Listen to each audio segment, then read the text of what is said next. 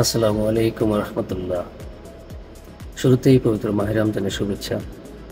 আশা করছি আপনারা সবাই ভালো আছেন। আলহামদুলিল্লাহ, আমি এবং আমার পরিবার আমরা সবাই ভালো আছি আপনাদের দোয়ায়। অনেকদিন লাইভে আসি না, যেহেতু বাংলাদেশে রয়েছি। প্রবাসে গেলে ইনশাল্লাহ আবার রীতিমতো সবসময় আপনাদের সাথে কথা বলবো, আসবো। এই দেশে আসি সবার সাথে ভালোবাসা, আনন্দ, বাচ্চা কাচ্চা, পরিবার, সুখ দুঃখ মিলে কখনো দুই একটা ভিডিও দিয়ে হয়তো পাশে থাকার চেষ্টা করছি।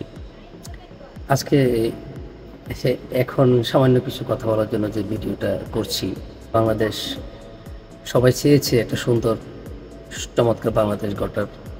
আলহামদুলিল্লাহ, আল্লাহ তাআলা চেয়েছেন, তাই বাংলাদেশ এখন সুন্দর হয়েছে। আমরা রাজনীতি নিয়ে আসলে বলতে চাই না, আমি রাজনীতি করিও না, তাই ওই প্রসঙ্গে যাব না। শুধু এটুকু বলবো যে আমরা এই পবিত্র রমজান মাসে ভালো আছি, খেয়ে পড়ে বাজারঘাট, বিদ্যুৎ, এভরিথিং সব কিছু মোটামুটি ইনশাল্লাহ ভালো আছে। কিন্তু ভালো থাকার মাঝে সামান্য কিছু প্রবলেম দেখা দেয় কিছু কিছু সময়, দেখে হাসি পায়। আসলে আমরা সবাই মোবাইল চালাই, কেউ কন্টেন্ট তৈরি করে, কেউ দেখি, একজন এক এক কাজ নিয়ে ব্যস্ত থাকে, আমরা সেটা জানি।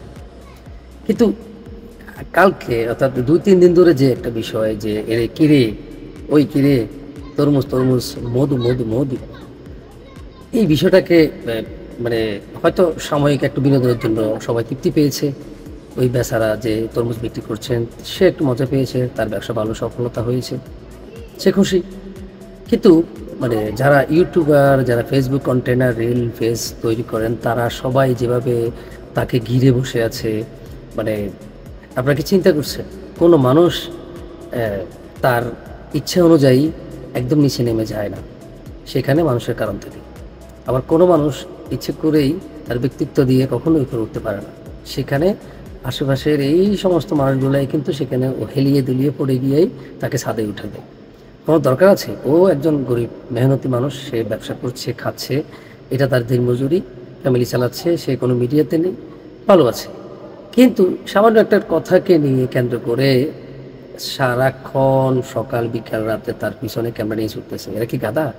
আমি বিশেষ করে তোমাদেরকে বলছি, যারা আমার হয়তো ভিডিওটা তোমাদের মতো কাছে পৌঁছাবে না, কারণ আমার তো ভাইরাল সেলিব্রিটি না, তবুও যদি একটু পৌঁছায়, তাই তোমাদের উদ্দেশ্যে বলছি, তোমাদের মতো কাজটা খারাপ, বেহুদা লোক আমি আর দেখি নাই। সামান্য একটু 2 টাকা ইনকাম হওয়ার জন্য একটা জানা অজানা ব্যক্তিকেও ভাইরাল বানায় দাও। যেমন ওই যে কিছু বেহুদা নিক্ষেত্র কিছু লোক আছে, যারা টোকাই আলম, হিরো আলম, গোয়া আলম, তারপরে টোকাই মানিক, এই যে জাহিদ খান, ডিগবাজি জাহিদ খান, এই সমস্ত লোকের পছন্দ করে তাদেরকে ছাদে উঠে দিছে। আজকে তারা কোটি কোটি টাকা নিয়ে করছে, কিন্তু এই কারণগুলো হচ্ছে দর্শক।